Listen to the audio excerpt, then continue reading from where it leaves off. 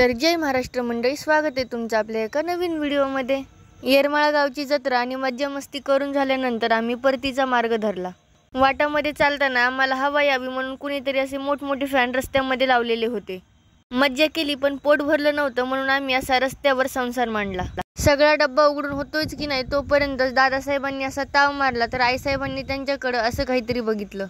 मी, आईसाहेब, दादासाहेब आणि प्रणव भाऊ सगळ्यांनी डब्यावर मनसोक्त असा ताव मारला। जेवण झाल्यानंतर मी आणि आईसाहेबांनी सुपारीची समान वाटणी केली आणि म्हणून आईसाहेबांनी मला नमस्कार केला आणि दादासाहेबांचं मात्र मस्त मज्जेमध्ये येऊन पुष्पराज स्टाईल वागणं चालू होतं। आईसाहेबांवर मात्र जेवण जास्त झाल्याचा परिणाम झालेला होता। वाटेमध्ये दादासाहेबांनी त्यांची दर्दभरे दिल की कहाणी सांगून काही शायरी आपल्याला ऐकवल्या। उसके बाद तो हमने मुस्कुराना छोड़ दिया, दिल रहता खुदा के दिल लगाना छोड़ दिया। वो ढूंढ रहा है जमाने में हमसे बेहतर, उसके लिए तो हमने सारा जमाना छोड़ दिया। शेवटी बायपासवरील लाईट शो आणि द लेजेंडरी छत्रपती शिवाजी महाराजांच्या पुतळ्याचा नाईट व्ह्यू पाहत आपण घरी पोहोचलो।